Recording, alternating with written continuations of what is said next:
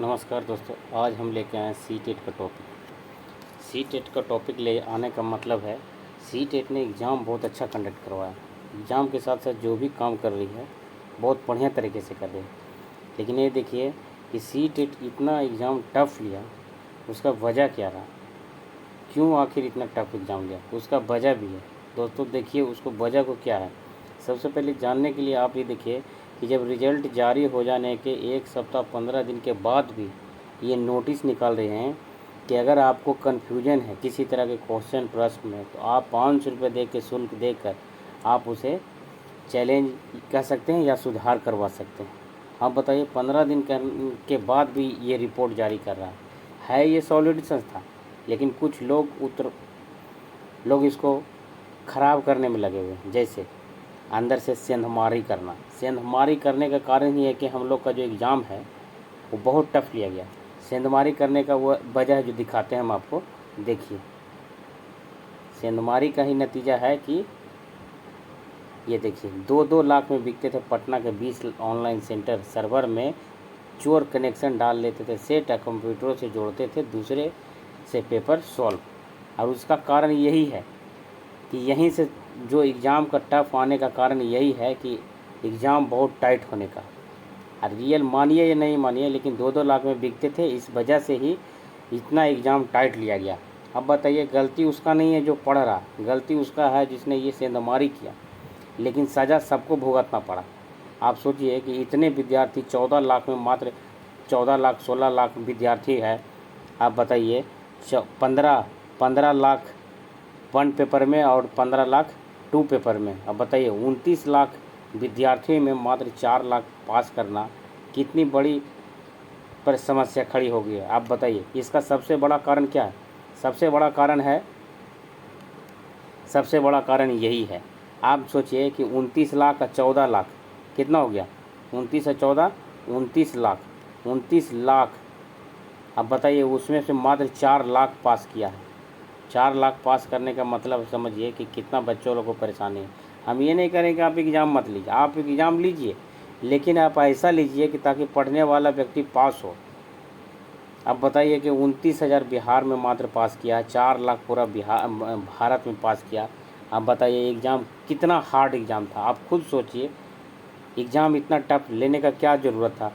अरे भाई गलती जो करेगा उसको ना गलती का सज़ा दीजिएगा कि पढ़ने वाले को दीजिएगा। पढ़ने वाला ऐसा पढ़ रहा है कि मिल ही नहीं रहा है। आप ये ठीक कर रहे हैं, हम ये नहीं कह रहे कि आप गलती हैं, आप जो बहुत अच्छा तरीके से कर रहे हैं, लेकिन जो गलती कर रहा है उसको सज़ा दीजिए। विद्यार्थी जो भी है उसको मत दीजिए। हम ये नहीं कहेंगे, नोटिस भी निकालिए दिसंबर वाले, ताकि अगले जो बहाली आ रही है कोई भी राज्य का हो उसमें कैंडिडेट अपना फॉर्म अप्लाई कर सके, ताकि उसको भी मौका मिले। क्योंकि बहाली बार बार नहीं आता, बहाली सरकार 5 साल तक रोक के देती है, लेकिन मौका सिर्फ करंट वाला को ही देता है। जैसे अभी हम आपको बहाली निकालना है, तो बहाली निकालना है तो 2 महीने में एग्ज़ाम लीजिएगा, फॉर्म भरेगा जो बैठल हो वही ना।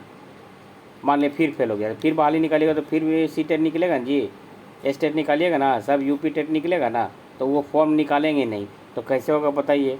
सबसे बड़ी समस्या तो यही है कि बहाली आप 5 साल पर दे रहे हैं, तो 5 साल पीछे वाले 5 साल 2 साल मौक़ों को अपीयरिंग वालों को भी मौका दीजिए, ताकि ये बहाली बार बार नहीं आती। और सेंधमारी जो करता है सेंधमारी उसको पकड़िए, सारे विद्यार्थियों को दंड पनिशमेंट मत दीजिए। मात्र देख लीजिए सी टेट का परिणाम है, सी टेट का परिणाम में कितना आदमी है, मात्र 3,99,815 विद्यार्थी सफल हुए हैं। आप बताइए कि पेपर वन में मात्र 2,98,758 पास किए हैं और पेपर 2 में 1,01,57 पास किए हैं।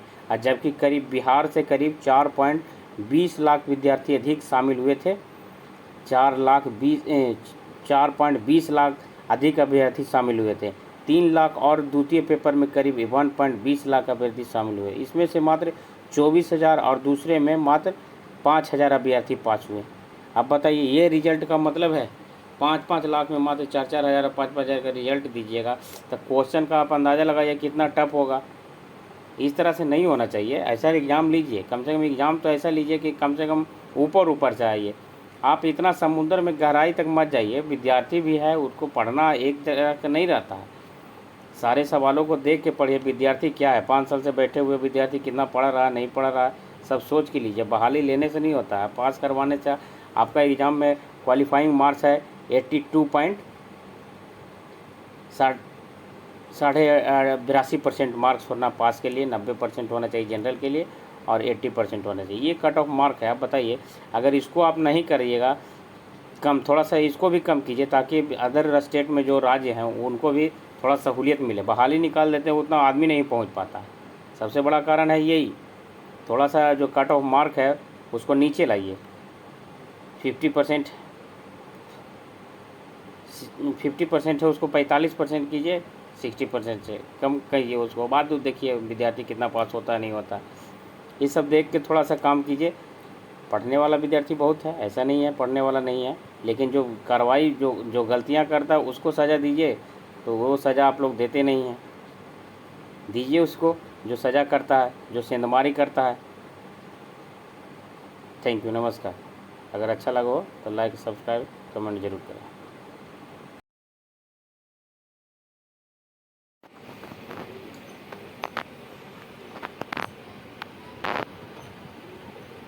नमस्कार दोस्तों, आज शिक्षक भर्ती का रिजल्ट आने वाला था, लेकिन आज नहीं आएगा। अब आएगा 15 से 16 अक्टूबर तक। और ये शिक्षा विभाग में अब तक के 50 से अधिक संशोधन किया जा चुका है। और इसी के विषय में एक शिक्षा विभाग के कर्मचारियों की छुट्टी रद्द कर दी गई है, क्योंकि उनको बताना है कि हम इतने बहाली लेने वाला बिहार का पहला राज्य बनेंगे। और ये नहीं जान रहे हैं कि बिहार में 2 साल से हम बिना शिक्षा के हम पढ़ा रहे हैं, पढ़ाई करवा रहे हैं, ये नहीं बोलते हैं। लेकिन ये लोग अपने रिक्त स्थान को खाली को अब भरने के लिए जब बारी आई है, तो ये लोग 2 लाख 1 लाख बहाली देने के नाम पर लोगों को गुमराह कर रहे हैं। बहाली तो आना नहीं है, बहाली आना है किसी तरह से दिस डेट करके लेना है, कभी ये करना है कभी वो करना है, लेकिन ये रेगुलर बहाली देते नहीं हैं। अब रेगुलर नहीं बहाली देने का कारण है इनको। अब बताइए कि ये बहाली जो आया हुआ है, ठीक है, ये बहाली आया हुआ आज नहीं, बहुत पहले का है। रिजल्ट इनको 10 तारीख को अनाउंसमेंट कर देना है, लेकिन अगर नहीं करते हैं तो शिक्षा विभाग में जो भी ये बताया गया, शिक्षा विभाग में 15 अक्टूबर तक रिजल्ट, 15 अक्टूबर तक रिजल्ट देने का क्या मतलब है? आप पहले रिजल्ट दीजिए।